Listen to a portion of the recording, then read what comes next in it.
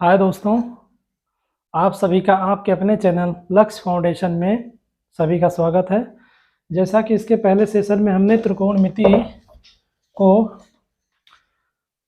का अध्ययन किया था और उससे संबंधित सारे प्रश्नों को भी देखा था बाकायदा प्रूफ और सॉल्व के साथ।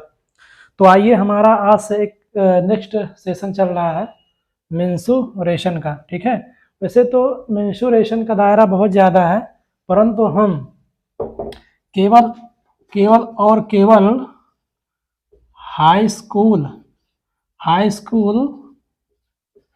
स्टैंडर्ड, ठीक है, स्टैंडर्ड पर ही क्या करेंगे, चर्चा करेंगे। ओके, हाई स्कूल पर आधारित जो कुछ आकृतियां हैं केवल और केवल हम उन्हीं पे चर्चा करेंगे। ठीक है, तो आइए क्षेत्र मिति को प्रारंभ करते हुए पहले इनके कुछ महत्वपूर्ण बिंदुओं को जान लेते हैं।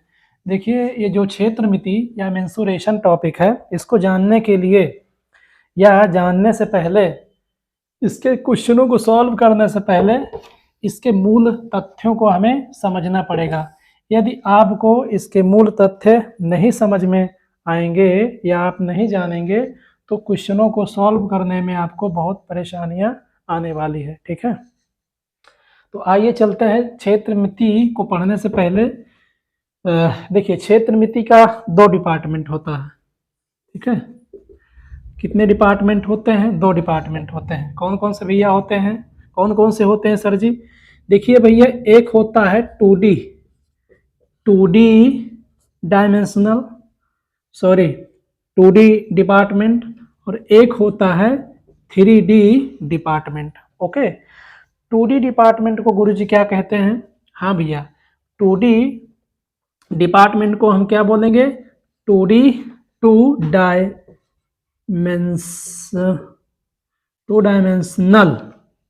ठीक है, 2D डायमेंशनल। ओके, और 3D को क्या बोलेंगे गुरुजी?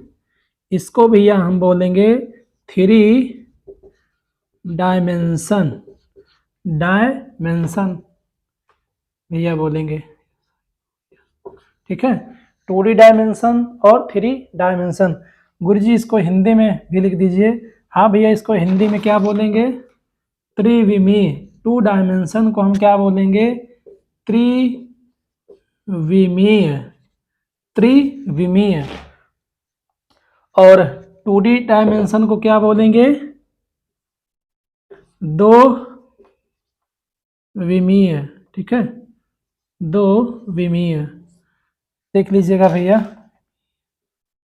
इसको हम छोटा ऐसे कुछ होता है, आप देख लीजिएगा इसको। ठीक है, 2 डायमेंशन और 3 डायमेंशन, 2 विमीय और 3 विमीय। देखिए, हाँ सर, इसको क्या बोलते हैं? इसके बारे में कुछ बता दीजिए। हाँ भैया, देख लीजिए। देखिए, 2 डायमेंशन जो होता है, इसमें क्या होता है भैया? जब लंबाई और चौड़ाई के बारे में, ठीक है, लेंथ और लंबाई और चौड़ाई के बारे में बात करेंगे तो वो भैया क्या कहलाएगा? आपका 2 डायमेंशन कहलाएगा। हाँ भैया, 3 गुरुजी, 3 डायमेंशन क्या होता है? जब भैया इसमें लंबाई और चौड़ाई के साथ ऊंचाई की भी चर्चा होगी, ठीक है, चौड़ाई के साथ ऊंचाई की भी बातें होंगी, तो वहाँ पे क्या होगा? 3 डायमेंशन या त्रिविमीय आकृतियां कहलाई जाएंगी। ठीक है भैया। हाँ सर, कुछ और बता दीजिए। हाँ भैया, देखिए, इसमें कुछ आकृतियां जैसे होती हैं आपका, जैसे आयत हो गया। आयत कैसे बनता है? ये क्या है? ये आयत है, ये इसकी लंबाई है और ये इसकी चौड़ाई है। जैसे वर्ग हो गया, कुछ आकृतियां हैं 2 डायमेंशनल की। यहाँ पे आप लिखना चाहे तो लिख सकते हैं 2D आकृतियां।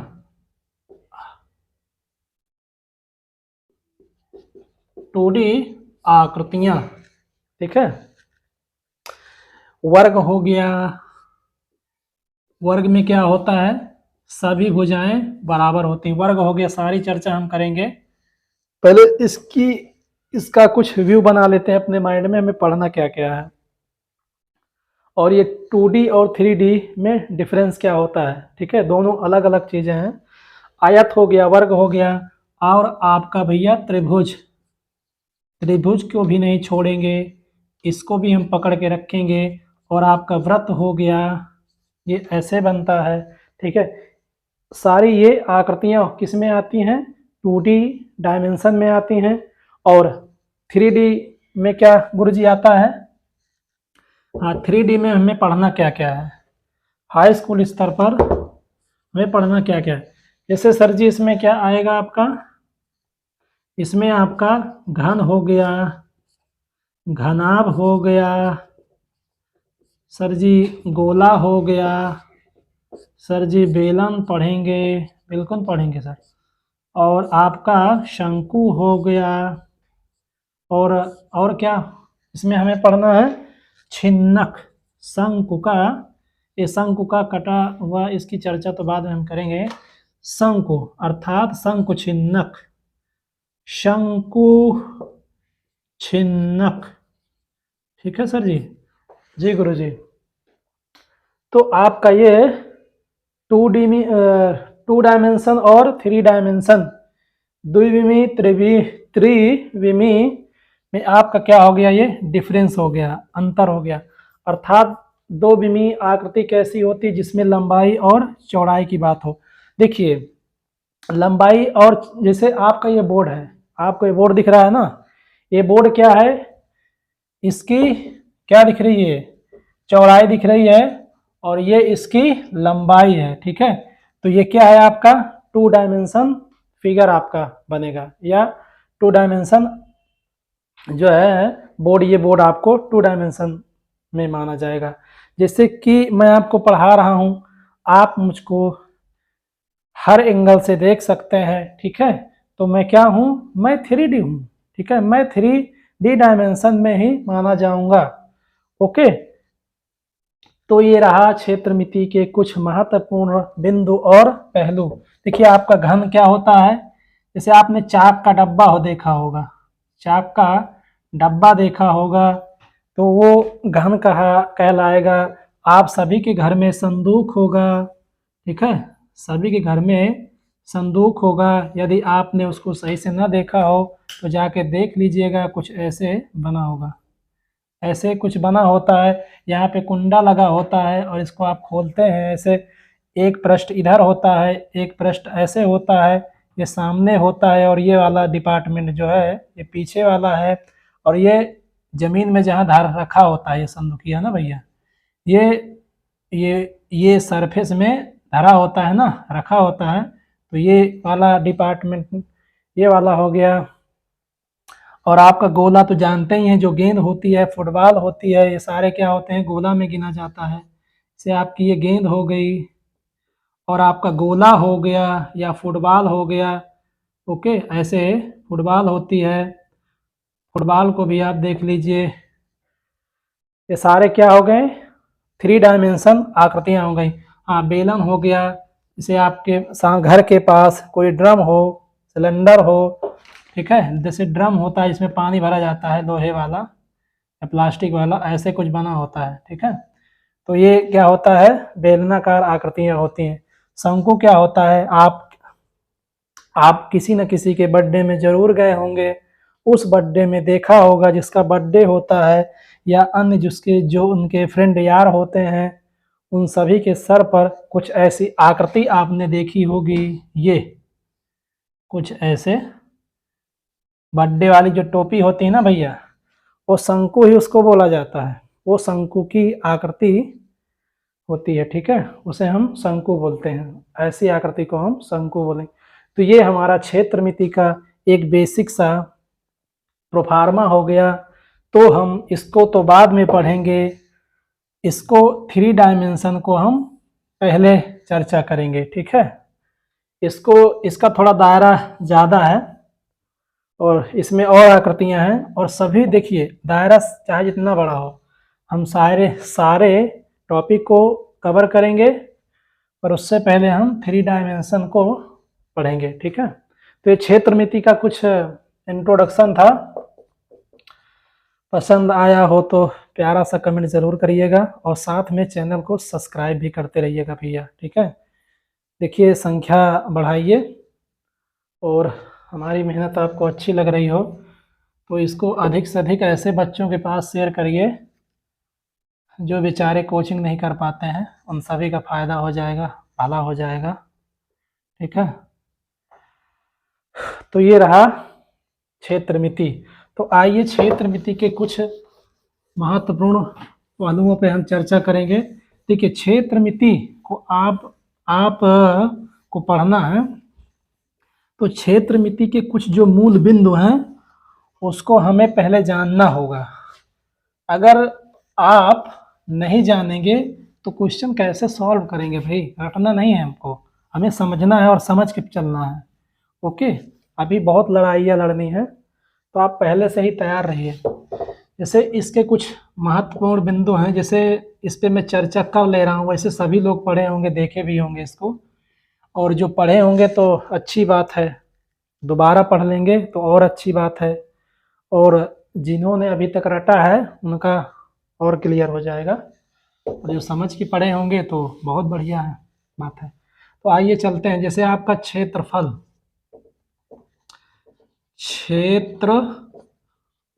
क्या होता है, ठीक है, क्षेत्रफल क्या होता है, इसको हम इंग्लिश में क्या बोलते हैं भैया?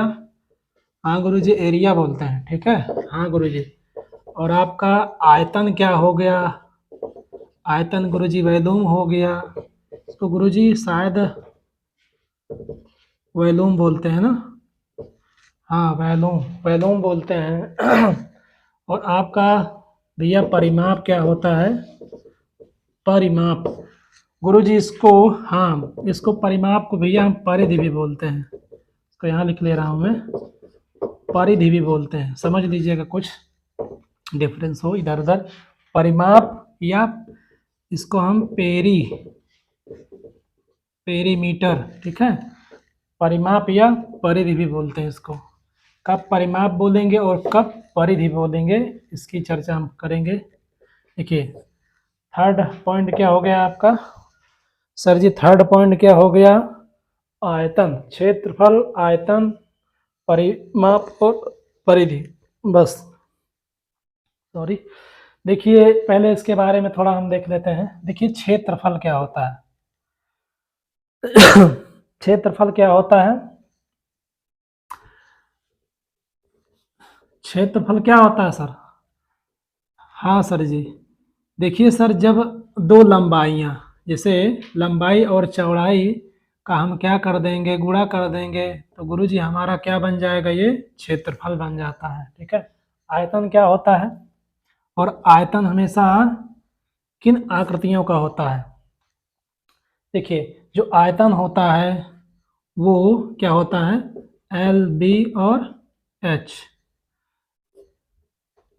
इसकी चर्चा हम गहनता से करेंगे, पर देख लीजिए आप, आयतन एल, बी, एच। देखिए एच आ गया इसमें, एच क्यों आ गया? देखिए क्षेत्रफल तो हमने समझा कि कोई भी आकृति होगी उसकी लंबाई और चौड़ाई होगी तो भैया क्षेत्रफल हो जाएगा। ये आपका एच क्यों आ गया? ठीक है, एच क्यों आ गया? देखिए सर, जैसे मान लीजिए कोई टंकी है, मान लेते हैं कोई वैसे अभी हमें इसके बारे में चर्चा तो नहीं करना चाहिए, पर बेसिक से थोड़ा समझ लेते हैं, आगे जब हम घनाभ पढ़ेंगे ना तो बहुत अच्छी तरह से इसके बारे में जानेंगे। देखिए जैसे एक टंकी है, उस टंकी में देखिए आयतन को हम और नामों से जानते हैं, जैसे इसको हम क्षमता भी कह सकते हैं, ठीक है, इसको हम क्षमता, कैपासिटी भी बोल सकते हैं। देखिए आपका ये क्या है? एक टैंक है, ठीक है, इस टैंक में क्या है? पानी भरा हुआ है, ठीक है, इस टैंक में कोई टंकी है, इसमें पानी भरा हुआ है, तो कोई बोलेगा ना कि इस टंकिया की क्षमता कितनी है भैया, कितनी क्षमता है? तो क्षमता से तात्पर्य हुआ कि इसका आयतन कितना है। तो इसमें क्या होगा? देखिए इसकी देखिए ये इसका बॉक्स के रूप में समझिए। जैसे मान लीजिए ऐसी आकृति में, मान लीजिए ये टंकी है, हम थोड़ा दिखा देते हैं, ये तो आपका घनाभ की तरह बन रहा है, बशर्ते मान लीजिए आपका ये क्या, ये डिपार्टमेंट बंद है। जैसे गांव में देखा होगा आपने ट्यूबवेल होते हैं, ट्यूबवेल में टंकी बनी होती है ना बाहर, तो ऐसे कुछ ये होता है, चारों तरफ पैक होता है, अंदर क्या होता है, पानी भरा होता है। तो इसमें क्या होगा, देखिए जो अंदर होगा, अंदर कुछ ऐसे बना होगा, ठीक है, जो इसका सतह होगा कुछ ऐसे बना होगा। तो इसमें क्या होगी, इसकी कुछ क्या होगी, लंबाई होगी और इस टंकी कुछ चौड़ाई होगी, ठीक है। ये इसका अंदर नीचे वाला जो सतह है इसकी कुछ लंबाई और चौड़ाई होगी, ठीक है।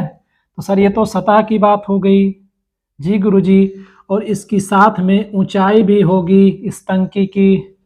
हाँ सर जी, तो इससे हमारा जो आयतन का फार्मूला क्या बनता है सर, देखिए इस आयतन का जो फार्मूला बनेगा, आधार का क्षेत्रफल, आधार का क्षेत्रफल गुणे क्या होता है, ऊंचाई हो जाती है, ठीक है।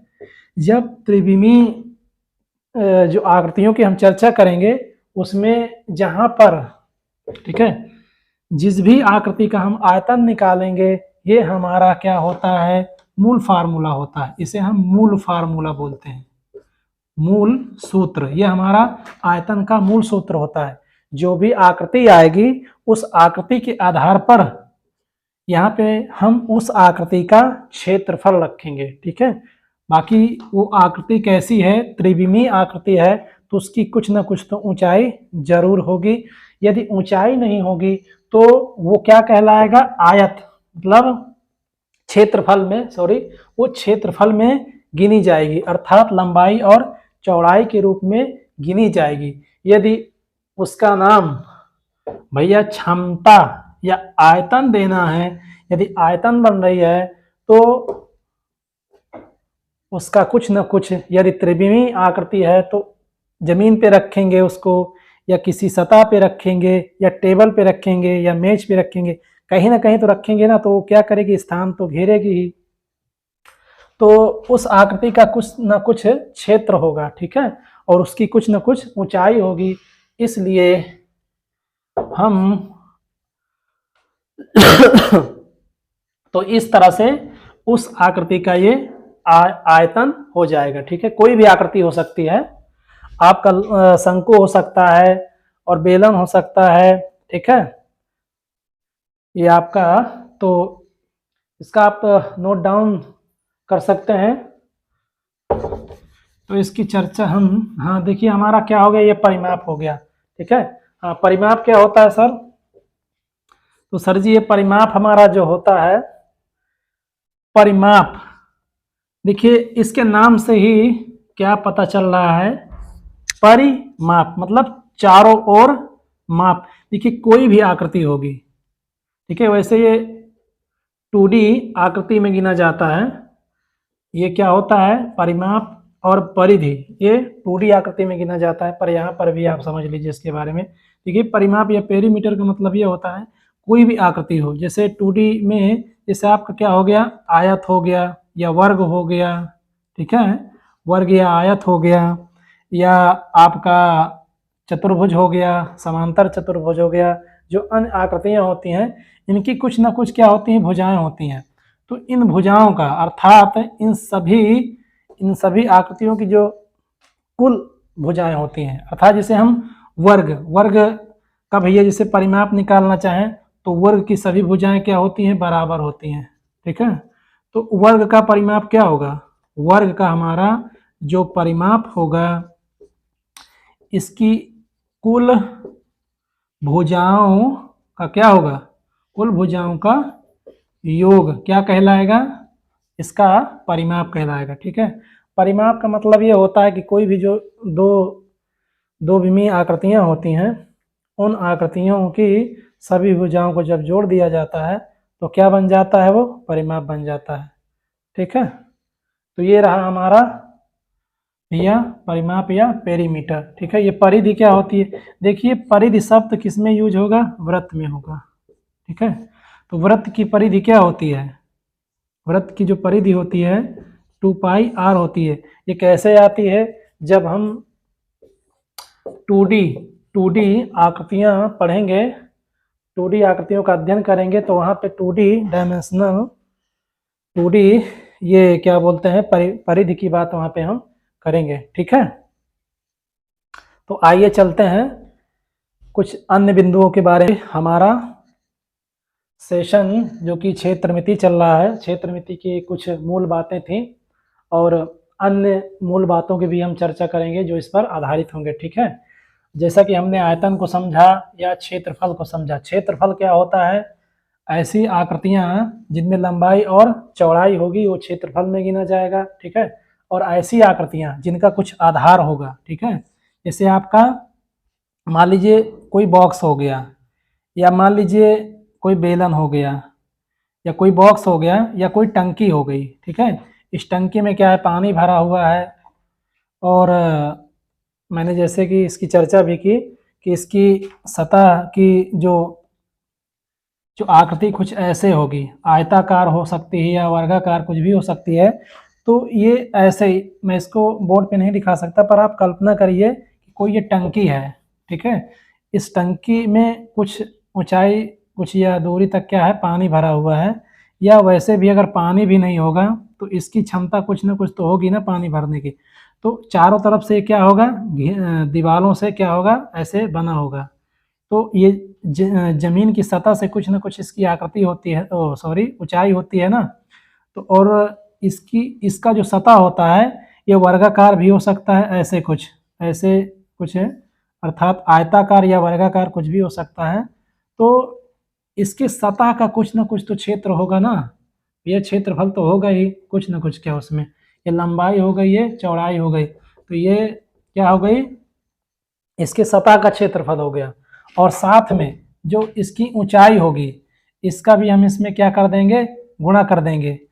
तो क्योंकि ये जो इसकी ऊंचाई है ना, ये क्या है, क्षेत्रफल से जुड़ा हुआ है ना, क्षेत्रफल से जुड़ा हुआ है। इसलिए आयतन का जो फार्मूला बन जाता है, जो मूल फार्मूला है इसका, ठीक है, आयतन का, ये आयतन शब्द मैं क्यों बार बार यूज कर रहा हूं, ठीक है, आयतन किसी एक आकृति, जैसे आपका बेलन का आयतन हो गया, या शंकु का आयतन हो गया, या गोले का आयतन हो गया, ठीक है, या छिन्नक का आयतन हो गया, जो जितनी आकृतियां हम पढ़ेंगे उन सभी में यही फार्मूला लगेगा। जो आयतन का मूल सूत्र होता है, ये हम इसी सूत्र का प्रयोग करके उन सभी का क्या करेंगे, सभी आकृतियों का आयतन निकालेंगे, आयतन का फार्मूला प्रूव करेंगे। बशर्ते उन सभी आकृतियां जो ठोस आकृतियां होती हैं, उन ठोस आकृतियों का कुछ न कुछ आधार तो होगा ही ना। तो उस आधार के आधार पर उसका जो आधार में जो आकृति होगी, अब वो वर्गाकार है कि स्क्वायर टाइप है कि ट्रायंगुलर फॉर्म में है, वो उस आकृति के आधार पर, उस आकृति के आधार का क्षेत्रफल यहाँ पे रखा जाएगा और साथ में उसकी कुछ न कुछ तो ऊंचाई होगी ना। तो इस प्रकार हर एक आकृति का भैया आयतन बन जाता है। तो ये रहा, चलिए और कुछ अन्य तत्वों की हम चर्चा कर ले रहे हैं। बाकी ये परिधि परिमाप जब हम 2D पढ़ेंगे ना, तो वहाँ पे इसकी चर्चा अच्छी तरह से करेंगे। ठीक है, तो भैया सेशन अच्छा लगे तो लाइक और चैनलवा का खूब शेयर करो भाई। भैया मन्ना जी, गुरु जी शेयर करेंगे, बिल्कुल शेयर करिए भाई, अधिक से अधिक लोगों तक पहुंचाइए। तो जैसा कि हमें हमारा जो हाई स्कूल स्टैंडर्ड में जो हमें ये सॉलिड ज्योमेट्री, ठीक है, सॉलिड ज्योमेट्री की जो चर्चा करना है, और इन आकृतियों में मतलब जो 3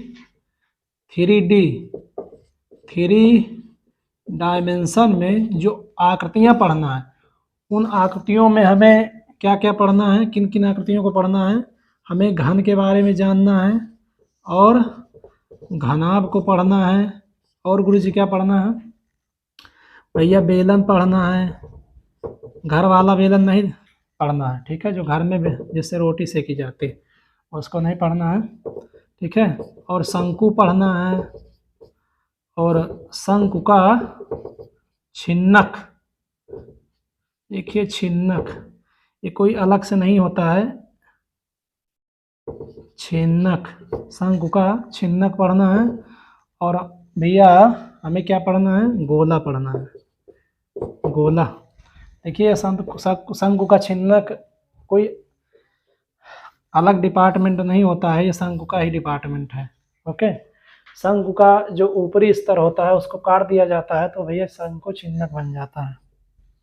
जैसे किसी की गर्दन है, उसकी गर्दन काट दिया जाए तो उसको हम क्या बोलेंगे, मुड़कटवा बोलेंगे, है ना। तो ऐसे ही आप इसको समझिएगा। आइए हम अपने 3 डायमेंशन आकृतियों की चर्चा करते हुए अपने टॉपिक को बढ़ाते हैं। देखिए हम पहले कहाँ से स्टार्ट करेंगे, घनाभ से। ओके, घनाभ, घनाभ क्यूबॉइड, क्यूबॉइड इसे क्या बोलते हैं इंग्लिश में भैया, क्यूबॉइड। देख लीजिएगा घनाभ। देखिए घनाभ क्या होता है, आपने संदूक देखा होगा। जैसे मैं आपको पढ़ा रहा हूँ, आप किसी न किसी कमरे में बैठे होंगे ना। यदि नहीं बैठे हैं तो आप कमरे में जाइए और कमरे में बैठिए तो ज़्यादा समझ में आएगा आपके, ठीक है। देखिए इसको ध्यान से देखिएगा सर, यहीं पे सारा फार्मूला इसी घनाभ वाली आकृति में भरा हुआ है भैया। इन सभी सूत्रों को हम यहाँ से निकाल के बाहर रखेंगे और इन सूत्रों का प्रयोग क्वेश्चनों को सॉल्व करने में क्या करेंगे, ये सारे सूत्र क्या होंगे, ये प्रयोग होंगे घनाभ पर आधारित प्रश्नों के, ठीक है। थोड़ा ये कम मज़ेदार हमें लग रहा है, इसको हम थोड़ा और छोटा बना लेते हैं। देखिए कुछ ऐसी आकृति होती है सर, आप मान लीजिए ये कोई कमरा है, ओके, तो समझ लीजिए, फिर हम अच्छी तरह से इसका फार्मूला भी लिख देंगे विथ प्रूफ के साथ, ठीक है। देखिए कोई कमरा है या कोई कांच का कोई कमरा समझिए, और उस कांच के कमरे में आप यहाँ पे बैठे हैं, ठीक है। ये आपका चेयर है और आप यहाँ क्या हैं, बैठे हैं। यहाँ आप बैठे हैं और आप यहाँ पे ध्यान दीजिएगा, उस कमरे में या जिस कमरे में बैठे हैं उस कमरे में देखिए कोना होगा, छत के ऊपर से देखिए ऐसे ये एक कोना होगा, एक कोना इधर आया होगा और एक कोना जो है इधर आया होगा। कुछ बात समझ में आई, ये कमरा है कोई और ये इसकी दीवार है, देखिए, ठीक है। ये कमरा है, ये क्या है, एक दीवार ये हो गई, एक दीवार ये हो गई, और ये क्या है सामने वाली, इसको आप फ्रंट मानिए, फ्रंट या सामने वाली। ये पीछे वाली दीवार है, ये बैक वाली भैया दीवार है, ये राइट वाली दीवार है, इसको आप राइट मानिए। राइट मानेंगे क्या सर, होता ही है राइट ही है, हाँ सही सही कह रहे हैं भैया, ठीक है। तो आप एक कमरे में बैठे हैं और चारों तरफ आप देखिए, आप दीवारों से घिर चुके हैं। आप छत को फाड़ के नहीं जा सकते हैं। देखिए आपकी ये छत है, ठीक है, ये बगल वाली दीवार है, ये दाएं वाली दीवार है, ये इधर वाली दीवार है, ये पीछे वाली दीवार, अर्थात सामने वाली दीवार होगी। यहाँ पे कहीं आपके दरवाज़ा लगा दीजिए निकलने के लिए, बशर्ते हम आपको, जब तक आप समझ नहीं लेंगे इस कमरे से आपको हम निकलने नहीं देंगे बबुआ, ठीक है गुरुजी। तो आप इसको समझिए और तभी निकलिएगा इस कमरे से, ठीक है। समझाइए सर। देखिए तो ये आपका क्या होता है, कमरा है, ठीक है। ये कमरा होता है, उस कमरे का एक कोना पकड़िए जो छत से नीचे आता हो, और एक ऐसे, ठीक है, एक जो है ऐसे एक कोना होगा जमीन पे आधार में, दीवार के आधार में, ठीक है। एक कोना कुछ ऐसे चला आया होगा, और हम इसको एक्स एक्सिस मानते हैं और इसको वाई एक्सिस, और इसको हम जेड एक्सिस मानते हैं, ठीक है। तो ये हमारा एक्स एक्सिस हो गया, और ये हमारा वाई एक्सिस हो गया, और हमारा ये क्या हो गया, जेड एक्सिस हो गया। ठीक है बबुआ? हाँ गुरुजी। ठीक है, तो इसके बारे में थोड़ा और हम देख लेते हैं। ठीक है, ये देखिए जो कोने दिख रहे होंगे आपको, ये छत के ऊपर बैठ जाइए, आप जाइए और छत पे बैठिए आप। चलिए हम इस कमरे के छत पर ले चलते हैं आपको। आप जब छत पे जाइएगा तो देखिए 4 इंची की दीवार बनी होगी चारों तरफ। भैया आपके 4 इंची की ये दीवार बनी होगी चारों तरफ। ये जो दीवार बनी है इसको हम क्या बोलेंगे सर? इसको हम बोलेंगे किनारा। ठीक है, इसको आप क्या कहेंगे? किनारा। जो इन दीवालों के जहाँ पे ये दीवार मिलती हैं, कोने मिलते हैं, ये ऐसे कोने बने होंगे, इसे हम क्या बोलेंगे? वर्टेक्स। वर्टेक्स। ठीक है, या शीर्ष। क्या बोलेंगे हम? शीर्ष बोलेंगे। ठीक है, देखिए ये जो कमरा बना हुआ है कितने दीवारों से बना हुआ है? देखिए इधर भी ये एक दीवार है। ठीक है, ये वाली दीवार, ये पूरी दीवार कमरा है ना। इस कमरे के पीछे समझिए एक ये दीवार होगी, ये एक दीवार ये हो गई, और एक दीवार ये छत हो गई। ठीक है, ये आपकी क्या है? उस कमरे की छत है, और उसका एक दीवार ये हो गया। ठीक है, और ये एक दीवार सामने से पूरा हो गया, और एक दीवार ये पूरी, देखिए ये एक पूरी दीवार पीछे वाली हो गई। देखिए इसको महसूस करिए आप, जब तक आप फील नहीं करेंगे 3D 3D जो आकृतियां होती हैं उसको आप नहीं समझ सकते हैं। ठीक है, उसको आप नहीं समझ सकते हैं। तो आप क्या करिए, एक कमरे में जाइए, उस कमरे में कल्पना करिए। ठीक है, आपके फेस की तरफ एक दीवार होगी, आप पीछे जाएंगे तो उसकी तरफ आपके पीछे एक दीवार होगी, आपके लेफ्ट और राइट। ठीक है, आपके दोनों लेफ्ट और राइट में देखेंगे, उधर भी 2 दीवारें होंगी। ठीक है, और ऊपर देखेंगे जहाँ पे आपका पंखा लगा होता है, ठीक है, वो छत होगा, वो आपका क्या होगा भैया? छत होगा। और जहाँ आप बैठे होंगे ये आधार, ये भी तो क्या होगा? इस कमरे का ही एक भाग है। तो इस तरह से ये जो हमारा बॉक्स हो गया, बॉक्स।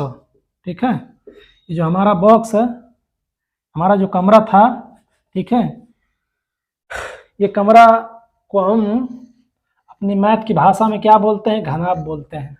कुछ बात समझ में आई?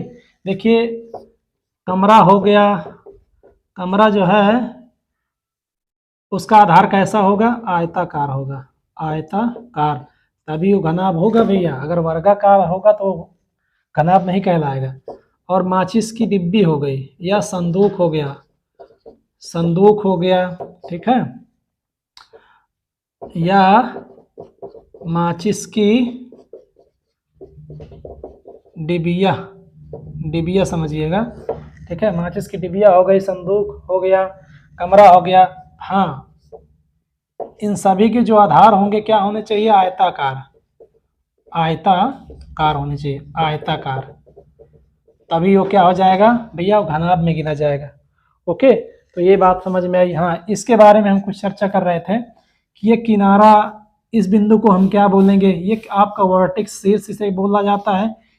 ये सारी जो लाइनें दिख रही हैं, ठीक है, ये सब क्या होगा? ये सारे किनारे कहलाए जाएंगे। ठीक है, ये किनारे कितने होंगे? अगर किनारों की संख्या पूछा जाए या शीर्ष की संख्या पूछी जाए, ठीक है, तो कितने होंगे आप काउंट कर सकते हैं। एक हुई या दो हुई, एक हुई गवा भैया, ये दूसरा है, ये तीसरा है, ये चौथा है। ठीक है, ये पांचवा है, ये छठवा है, ये सातवां है, और 8। तो किसी भी घनाभ या घन, ठीक है, या कोई कमरा, उसके कितने शीर्ष होते हैं? 8 शीर्ष होते हैं। किनारा देख लीजिए, देखिए एक किनारा, 2 किनारा, 3 किनारा, 4 किनारा। ठीक है, 5 भैया, 6, ठीक है, 7 हो गए, ये 8 हो गया, ये 9 हो गया, ये 10 हो गया, ये 11 और 12। तो इस तरह से किनारे कितने हो जाते हैं? 12 हो जाते हैं। ठीक है, और फलक, ठीक है, फलक क्या होता है? फलक कितने होंगे? और फलक को जान लीजिए, फलक क्या होगा? ये तो भैया मेन पॉइंट है, यही तो मेन बिंदु है फलक, या इसको हम क्या बोलते हैं? फेस बोलते हैं। ओके, तो आपका जो है, हाँ देखिए, ये जो आपकी छत है, ये, ठीक है, ये छत है, ये छत है ना, और ये आपका क्या होगा, आधार में ये फर्श होगी, पूरी फर्श देख लीजिए एक कमरे का, एक कमरे के फर्श देखिए, कल्पना करिए। और ये आपका ये दीवारें हो गई अलग अलग, है ना, यहाँ से अलग हो रहा है ये दीवार सामने वाली, पीछे का मत जाइएगा, कमरे के अंदर बैठिएगा, हाथ फैलाइएगा, एक दीवार इधर हो गई, एक दीवार बगल में हो गई आपके, तो ये आपका क्या हो गया, ठीक है।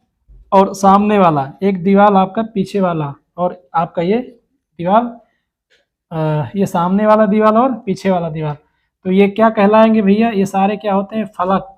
इन सभी को हम क्या बोलते हैं, फलक या फेस बोलते हैं। कितने फलक होते हैं किसी भी घन घनाभ या, ठीक है, ये जो कमरा होता है या संदूक होता है, माचिस की डिबिया होती है, घनाभ का ही रूप होता है, परंतु इसके फलक कितने होंगे, फलक को गिन लीजिए। देखिए, एक ये हो गया, और इसी के जस्ट सामने वाला हो गया, 2 हो गया, और एक छत हो गई, 3 हो गया, एक फर्श हो गया, 4 हो गया, ठीक है।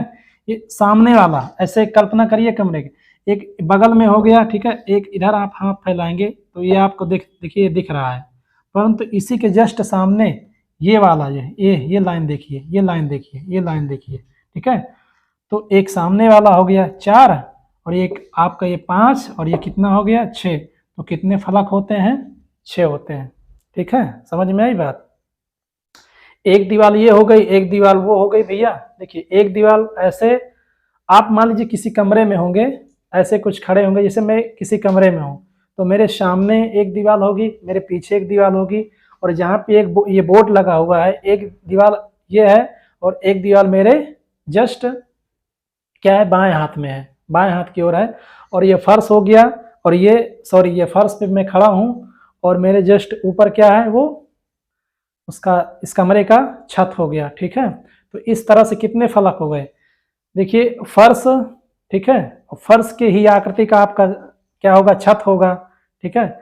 और ये जो दीवार होगी, इसके जस्ट बगल में जो दीवार होगी, जितना एरिया इसका होगा उतना ही एरिया हमारी बगल वाली दीवार का होगा।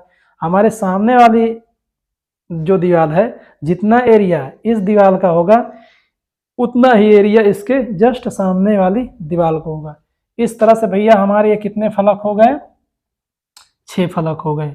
ये रही, देखिए यदि इन बिंदुओं को आप नहीं जानेंगे, ठीक है, ये क्वेश्चन में आपको परेशान कर देंगे, इसलिए इस आकृति के बारे में हमें संपूर्ण नॉलेज ज्ञान होना चाहिए, तभी हम इनके प्रश्नों को सॉल्व कर पाएंगे। तो आइए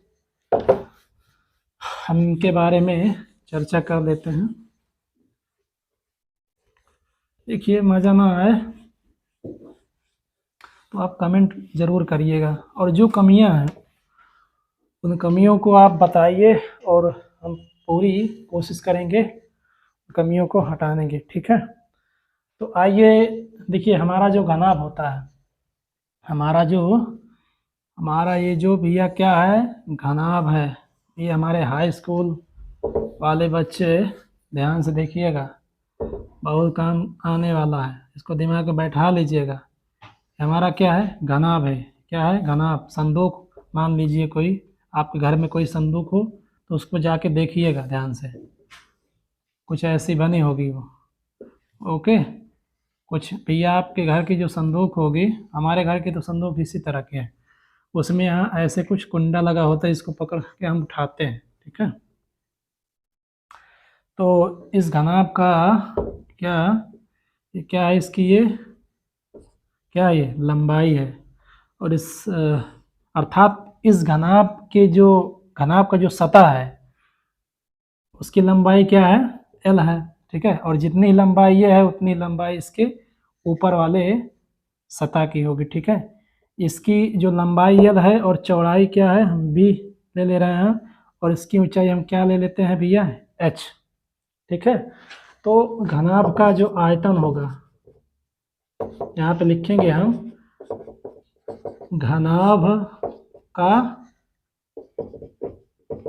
वॉल्यूम, क्या होगा घनाभ का आयतन, ठीक है। इसका आयतन जो होता है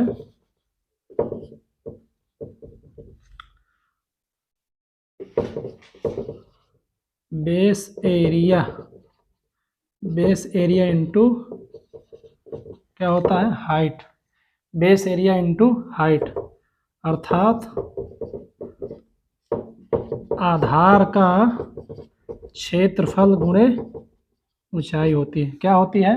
आधार का क्षेत्रफल गुणे ऊंचाई होती है। तो हमारा आधार कैसा है?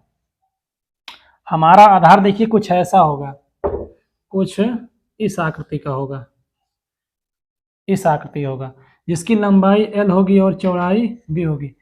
इसका आधार कैसा है? आयताकार है, ठीक है, रेक्टेंगुलर फॉर्म में है, रेक्टेंगुलर फॉर्म, अर्थात इसका आधार कैसा होगा? आयताकार। तो भैया इसका क्षेत्रफल क्या हो जाएगा? क्षेत्रफल क्या होता है? जिसमें लंबाई और चौड़ाई का गुणा होता है, ठीक है, और क्षेत्रफल हो जाता है। तो ये रही आपकी लंबाई और ये रही आपकी चौड़ाई, और साथ में गुरुजी आप इसकी ऊंचाई का भी गुणा कर दीजिए। ठीक है बबुआ, कर दे रहे हैं। तो ये आपका क्या हो गया? आयतन को v से दिखाएंगे, ठीक है, अर्थात वॉल्यूम, वॉल्यूम, ठीक है, वॉल्यूम देख लीजिएगा। ये आपका वॉल्यूम हो गया, किसका? घनाभ का। और देख लेते हैं, इसको हम थोड़ा छोटा बना दे रहे हैं जिससे हम फार्मूलों को इसमें दिखा सकें लिख कर। जैसे यहाँ पे इसको मैं बनाए दे रहा हूँ। ये आपका क्या है सर? घनाभ है। इससे क्यूब मत समझ लीजिएगा। ये क्या है सर? घनाभ है गुरुजी, जी गुरुजी। और इसका आधार कैसा है? आयताकार है। इसकी लंबाई l है और चौड़ाई b है, और इसकी ऊंचाई क्या है? h है गुरुजी। हाँ बेटा, सही जा रहे हो? हाँ सर, सही पढ़ाएंगे तो सही न जाएंगे। हाँ, तो भी देखिए, ये घनाभ का आयतन हो गया, और इसमें आप, मैं यहाँ लिख ले रहा हूँ, घनाभ घनाभ के संपूर्ण पृष्ठों का क्षेत्रफल। अब ये घनाभ के संपूर्ण पृष्ठों का क्षेत्रफल क्या होता है? देखिए, संपूर्ण पृष्ठों या संपूर्ण फलक कह सकते हो, संपूर्ण पृष्ठों का क्षेत्रफल, पृष्ठ। देखिए पृष्ठ कितने थे इसके? देखिए हमने कितने पृष्ठ इसमें गिने थे? देखिए, एक आपका, मान लीजिए हम कमरे में है या संदूक, आप संदूक को देखिए, देखिए इस संदूक या बक्से का जो ऊपरी वाला एक सिरा हो गया, ठीक है, और इसका एक बगल वाला ये जो, ठीक है, ये बगल वाला एक फेस हो गया, ठीक है, और इसके जस्ट जितनी ही लंबाई या चौड़ाई का ये फेस है, उतनी ही लंबाई चौड़ाई का इसका इधर वाला फेस होगा। जितनी लंबाई चौड़ाई का ये फेस है, उतनी ही लंबाई चौड़ाई का ये भी फेस होगा। इसको हम यच मान ले रहे हैं ठीक है। देखिए यल है तो ये भी उतनी ही लंबाई का होगा, इसको यल मान ले रहे हैं। देखिए ये क्या है? ये बी है, तो ये भी क्या होगी? इसी में जुड़ा हुआ है ना। जितना चौड़ाई ये होगा उतना ही इसका जो ऊपरी वाला भाग होगा उतनी ही चौड़ाई का ये भी होगा, ठीक है। कुछ बात समझ में आई? और जितनी ऊंचाई का ये भाग होगा उतनी ही ऊंचाई का ये भी इसका ये सिरा होगा, किनारा होगा, सिरा नहीं किनारा बोलेंगे। जितनी ऊंचाई का ये किनारा है उतनी ऊंचाई का ये भी किनारा होगा, ठीक है। तो इसमें कितने कुल पृष्ठ हो गए? देखिए गिनिए, इसको काउंट करिए, 1 2 3, एक सामने वाला, फ्रंट वाला, एक बैक वाला, कितने हो गए? 4। और आपके नीचे वाला कितना हो गया? 5। ऊपर वाला कितना हो गया? 6। तो बात समझ में आई?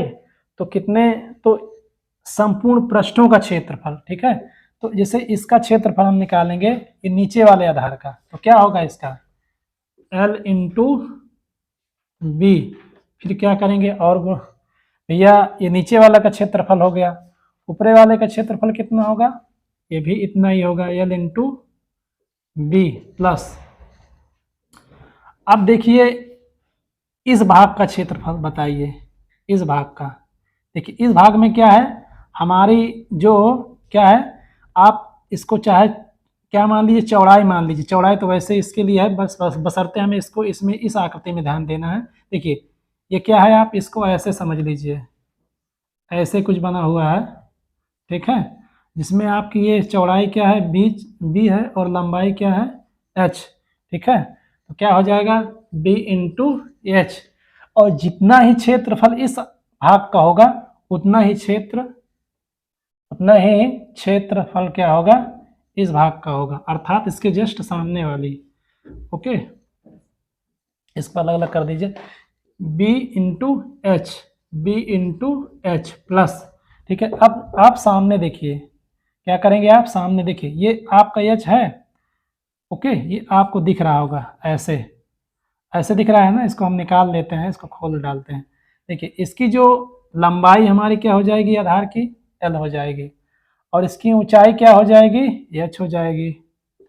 ठीक है, तो इसका क्षेत्रफल क्या होगा, एल इंटू एच, अर्थात एल इंटू एच प्लस। इसके जस्ट पीछे आप कल्पना करिए, जितना एरिया इसका होगा, जो सामने वाला फ्रंट का एरिया होगा, उतना ही एरिया इसके पीछे वाले क्षेत्र का होगा। ठीक है, जो पीछे वाला फ्लक होगा, जो पीछे वाला फेस होगा, उतना ही एरिया इस पीछे वाले फेस का भी होगा। ठीक है, L into H, L into H. इस तरह से कितने भाग हो गए अभी, कितने भाग आ गए भैया, देखिए 1 2 3 4 5, एक भाग कौन सा बच रहा है, हाँ, ये इसकी सतह वाला तो भैया हमने पहले लिख लिया था, ये सतह वाले का एरिया ये हो गया, ये बगल वाले का एरिया हो गया। ठीक है, जितना ये होगा उसका इतना ये होगा। ठीक है, और ये इसके पीछे वाले का एरिया हो गया। हमने छत का एरिया नहीं लिखा है भैया, तो छत वाले का भी एरिया नहीं, उसको तो हमने लिखा था। तो आपके कितने हो गए, 6 होना चाहिए, 1 2 3 4 5 6, सही है सही है। तो 6 फलक हैं, तो 6 एरिया आ गए हमारे पास। तो देखिए कितना हो गया, 2L into B plus 2B into क्या हो जाएगा, H। ठीक है, ये क्या हो जाएगा, 2 into L H, 2 into L into H. तो आप दो कॉमन यहाँ से लेंगे, तो 2LB plus 2BH plus 2, sorry, आपका हो जाएगा H, L इंटू एच। तो घनाभ के संपूर्ण पृष्ठों का क्षेत्रफल कितना हो जाएगा, घनाभ के संपूर्ण पृष्ठों का क्षेत्रफल 2LB BH प्लस LH। ठीक है, तो इसको आप नोट डाउन करेंगे, उसके बाद इसको हटा के हम इसका नेक्स्ट फार्मूला लिखते हैं। ठीक है, तो ये रहा घनाभ का आयतन, और ये आपके घनाभ के संपूर्ण पृष्ठों का क्षेत्रफल था। ओके, इसको मैं हटा दे रहा हूँ। देखिए, चैनल को सब्सक्राइब शेयर तो कर ही लीजिएगा, बशर्ते इसको ज़्यादा से ज़्यादा भैया शेयर करिए, जिससे अन्य लोगों का भी फायदा हो सके। तो घनाभ का भैया आयतन हो गया, इसके संपूर्ण पृष्ठों का क्षेत्रफल हो गया। थर्ड नंबर पे क्या करेंगे, घनाभ के चारों दीवारों का क्षेत्रफल सर बता दीजिए। बिल्कुल बताएंगे बेटा। देखिए, घनाभ के चारों दीवारों का क्षेत्रफल क्या होता है, जिसे हमें पेंटिंग करवानी है, पेंट होता है ना, जो कलर करवाते हैं, जैसे हमें कलर करवाना होता है तो क्या करते हैं, इस दीवार में करवा लेंगे, इसके बगल वाले, मान लीजिए कोई कमरा है, तो कमरे के चारों तरफ, ठीक है, कमरे के चारों तरफ हमें जब पेंटिंग करवाना होगा तो उसका क्षेत्रफल क्या होगा। देखिए, फर्श में तो पेंटिंग होगी नहीं, है ना, फर्श में तो पेंटिंग होती नहीं है, तो हमेशा पेंटिंग कहाँ होती है, चारों दीवारों में होता है। ठीक है, छत में क्या होता है, पेंटिंग लोग नहीं करवाते हैं, अपना चूना वगैरह या कुछ भी डिज़ाइनिंग वगैरह करवा लेते हैं, बशर्ते जो पेंटिंग अधिकतर लोग कहाँ पे करवाते हैं, दीवार के चारों तरफ करवाते हैं। जैसे हमें पेंटिंग करवाना है केवल कमरे के चारों दीवारों में, तो उसका फार्मूला क्या बनेगा, अर्थात उसका जो क्षेत्रफल होगा कैसे निकालेंगे, या उसका क्षेत्रफल क्या होगा। देखिए, इसमें कोई अलग से क्षेत्रफल नहीं बनता है। ठीक है, जो हमने घनाभ के संपूर्ण पृष्ठों का, ये संपूर्ण फलकों का क्षेत्रफल निकाला था, इसी में से क्या करना है, हमें दो लोगों को नहीं काउंट करना है, फर्श वाली जो, ठीक है, हमें फर्श को नहीं काउंट करना है और छत को नहीं काउंट करना है, अर्थात टॉप और बॉटम, जो टॉप वाला एरिया है उसको काउंट नहीं करना है और जो बॉटम वाला एरिया है हमें उसको काउंट नहीं करना है। ओके, तो बाकी जो हमारा ये दिया गया है, ठीक है, घनाभ की चारों दीवारों का क्षेत्रफल, देखिए इसका एरिया क्या होगा, बी इंटू एच हो जाएगा। इसके जस्ट जितना एरिया इस फलक का होगा, इस दीवार का होगा, उतना एरिया इसके सामने वाली दीवार का होगा, क्योंकि ये बी है और इसकी जो ऊंचाई होगी एच है, अर्थात इसको लंबाई मान सकते हैं। कुछ ऐसे होगा भैया, ये फलक इधर इसको रख दीजिए, इसको बी मान लीजिए और इसको आप लंबाई इसकी एच मान लीजिए। तो इसका क्षेत्रफल लंबाई गुणे चौड़ाई होता है, सभी को पता है, तो बी इंटू एच हो जाएगा। इसी के जब जस्ट सामने होगा तो उसको आप डबल कर दीजिए, बी प्लस बी एच हो गया, प्लस हमें टॉप को नहीं लेना है तो इसके जस्ट सामने वाला क्या हो जाएगा, एल इंटू एच हो जाएगा। तो इसको आप डबल इसको भी कर दीजिए, क्योंकि दीवार के सामने वाला, क्योंकि बिना दो दीवारों के छत कहाँ टिकती है, तो एल इंटू एच ये हो जाएगा आपका एल इंटू एच। कुछ बात समझ में आई? नहीं समझ में आई तो फिर समझ लीजिए फिर से। देखिए हमें क्या करना है, घनाभ के चारों दीवारों का जो क्षेत्रफल निकालेंगे तो क्या करेंगे, इसके छत और फर्श को काउंट नहीं करेंगे, बाकी ये वाला फलक, ये फलक हो गया और ये फलक हो गया और ये फ्रंट वाला, जो फ्रंट वाला फलक हो गया और इसके पीछे वाला फलक हो गया। ओके, तो कितने फलक हो गए, 4 फलक हो गए, टोटल फलक कितने होते हैं, 6 होते हैं।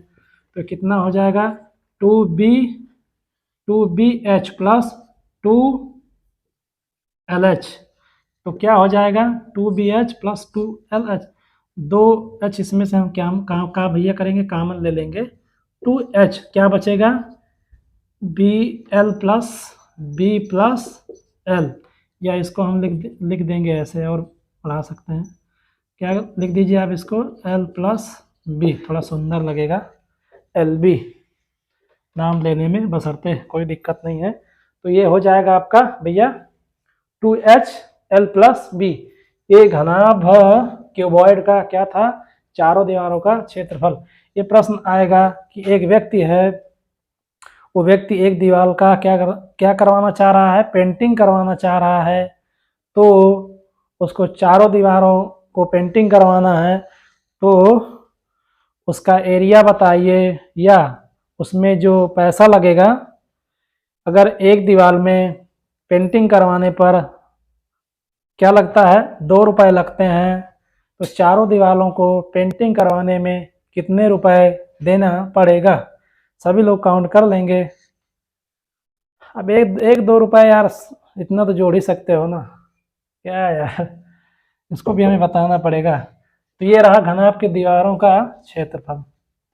ओके, आइए चलते हैं कुछ इसके अन्य बिंदुओं पर। घनाभ का एक बिंदु और है, चौथा बिंदु है विकर्ण। देखिए विकर्ण क्या होता है, विकर्ण, देखिए विकर्ण को देखिए जब क्वेश्चन बनता है तो कैसे बनता है, डायागोनल, इसको इंग्लिशिया में भैया क्या बोलते हैं, डायागोनल बोलते हैं, ठीक है, डायागोनल विकर्ण। देखिए क्वेश्चन कैसे बनता है कि किसी भी संदूक में वह अधिक से अधिक क्षेत्रफल बताइए जहाँ पे किसी लंबाई वाली वस्तु, अर्थात छड़ी हो गई है ना, या कोई बांस हो गया, बांस वगैरह हो गया, ऐसे क्वेश्चन बनते हैं। कोई छड़ी, वो घनाभ या किसी संदूक का वह क्षेत्र बताइए जिसपे कोई अधिक से अधिक लंबाई वाली छड़ को रखा जा सके, ठीक है, कोई अधिक से अधिक लंबाई वाली छड़ को रखा जा सकता है। मान लीजिए हमारा ये क्या है, संदूक है, इसमें थोड़ा कल्पना करिए कौन सा ऐसा एरिया होगा भैया जहाँ पे अधिक से अधिक लंबाई वाली छड़ को हम रख सकते हैं। ओके, देखिए हाँ, देखिए विकर्ण क्या होता है, जैसे कोई मान लीजिए ये आयत है, आयत है, ये आयत का क्या होता है, ये लंबाई होती है और ये चौड़ाई होती है।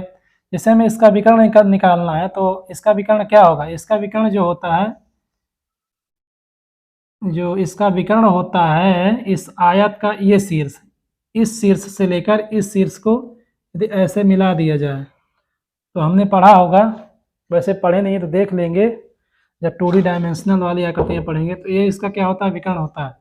और जैसा कि हमको पता है कि जो आयत होता है उसके प्रत्येक कोनों में कितने डिग्री का एंगल बनता है, 90 डिग्री का एंगल बनता है, ठीक है।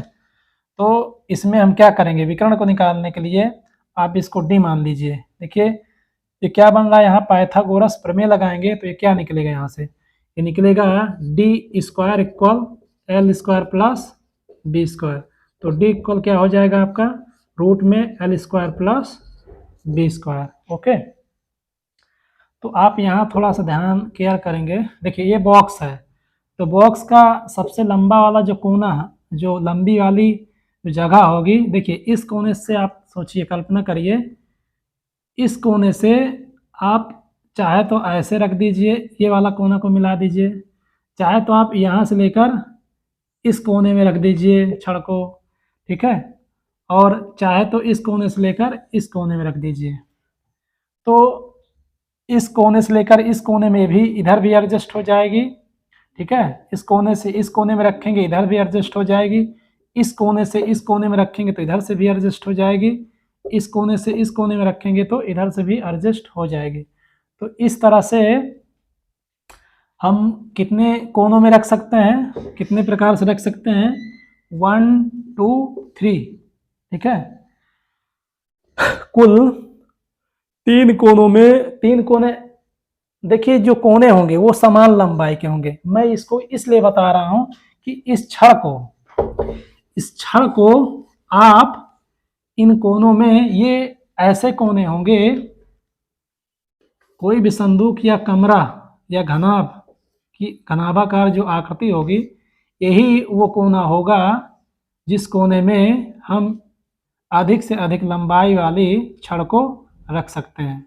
तो ठीक है, तो ठीक है सर, इसका फार्मूला तो बता दीजिए कैसे निकालेंगे, जब आएगा इससे आधारित क्वेश्चन। सही कह रहे हैं भैया, डायगोनल, डी डायागोनल, ठीक है, विकर्ण निकालना है। देखिए ये वाला जो बिंदु होगा, यहाँ से आप इसको देखिए ऐसे मिला देंगे, यदि इसको हम ऐसे मिलाएंगे, थोड़ा रंग बिरंगा ले लेते हैं, थोड़ा आनंद आ जाएगा, थोड़ा एक ही तरह एक ही कलर में है ना, इसलिए थोड़ा मज़ा नहीं आ रहा हमें।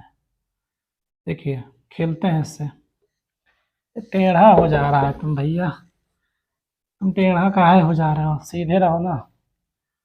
ये लो, सीधा कर देते हैं इनको, मान लीजिए ऐसे कुछ,